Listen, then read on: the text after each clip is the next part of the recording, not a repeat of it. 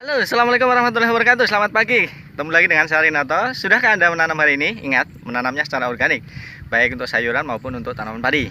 Sekarang kita berada di sawah. Hari ini kegiatan kita adalah menebarkan kapur pertanian dan pupuk kandang kotoran kambing. Mengapa harus demikian? Oke, kita cek langsung ke areal persawahannya yang sudah ditraktor dan bahkan sudah kita persiapkan untuk persemaian. Ini dia.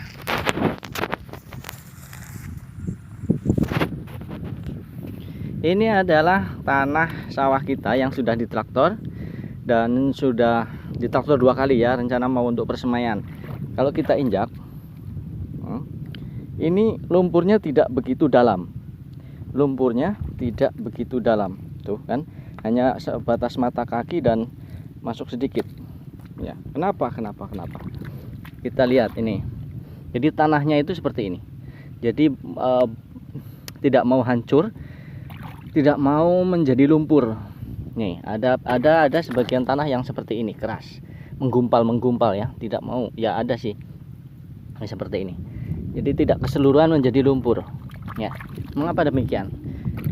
Permasalahannya yaitu satu tadi, lumpurnya kurang dalam atau dangkal dan tanahnya keras, tidak mau menjadi lumpur. Jadi permasalahannya adalah bahwa sawah ini sudah tergolong sakit. Kenapa sakit? Karena sudah sekian lama, bertahun-tahun tidak pernah diberikan bahan organik. Terus kemudian pemupukan dan penyemprotan dilakukan dengan kimia sintetis. Akhirnya apa? Mikroorganisme, kemudian cacing itu hampir musnah. Ya, yang jelas sedikit sekali, sehingga tanahnya mengeras, sakit.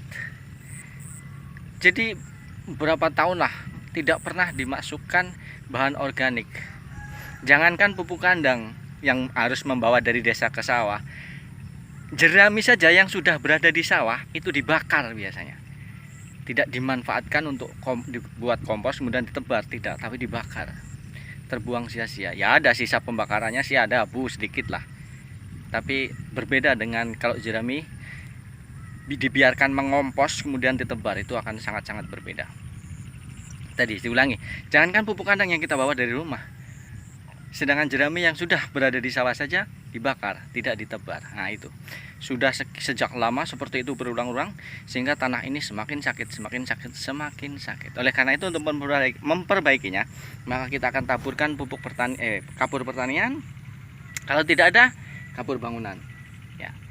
Kalau tidak ada lagi, abu dapur, sisa pembakaran dapur, sisa pembakaran kayu, itu sama fungsinya untuk menetralkan pH tanah. Tanah yang sakit inilah pH-nya sudah tidak netral dan lain sebagainya. Kemudian yang akan kita tebarkan adalah pupuk kandang juga. Kotoran kambing yang sudah bercampur dengan abu bakaran sisa pakan ini nanti akan kita tebarkan. Oke, segera akan kita tebarkan dulu. Oke, kita segera tebarkan kapur pertaniannya. Kebutuhannya berapa ya, lupa ada takarannya sih, ada perhitungannya. Silahkan dicari, ada kebutuhan kapur pertanian untuk areal sawah itu per hektar berapa kuintal. Tapi yang jelas kita tebarkan merata saja seperti ini. Asal udah merata putih, udah kita berikan sedikit-sedikit, asal rutin setiap tahun, setiap musim panen itu sedikit.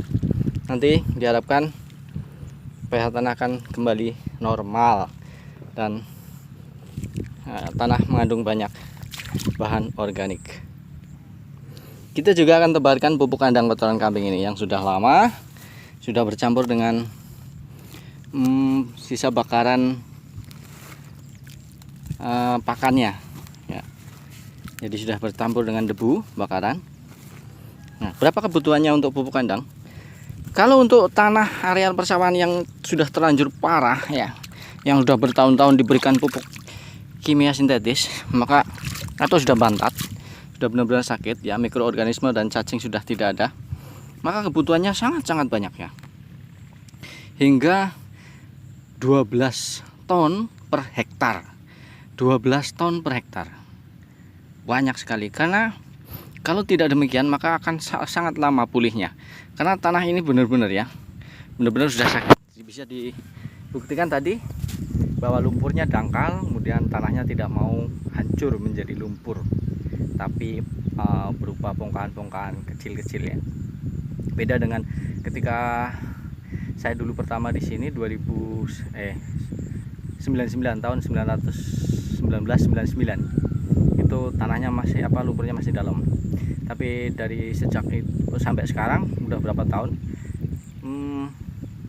berapa ya, 17 tahunan lah terus penggunaan kimia. Dan saya juga saya menyadari akan hal itu baru-baru saja ketika mulai senang dengan pertanian, sehingga ada ini saya berinisiatif untuk memperbaikinya. Apalagi ini sawah hasilnya kan untuk dikonsumsi sendiri, jadi rasanya itu gimana gitu.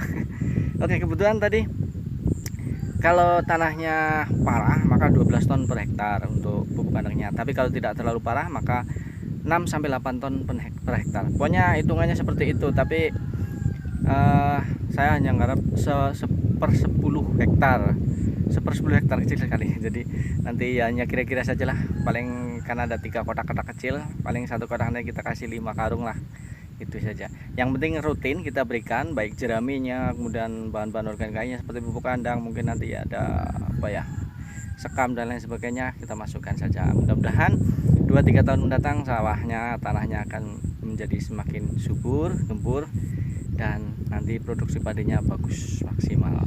Oke, akan kita teruskan nebarnya, dan kemudian nanti pulang kita akan rendam benihnya. Rencana beberapa hari ke depan kita akan tebarkan benih di sini, area sini. Nanti juga yang kotak lain akan kita berikan kapur pertanian dan pupuk kandang. Oke, terima kasih nonton. Mudah-mudahan ada suatu hal yang bisa kita manfaatkan. Selamat siang, selamat beraktivitas. Assalamualaikum warahmatullahi wabarakatuh.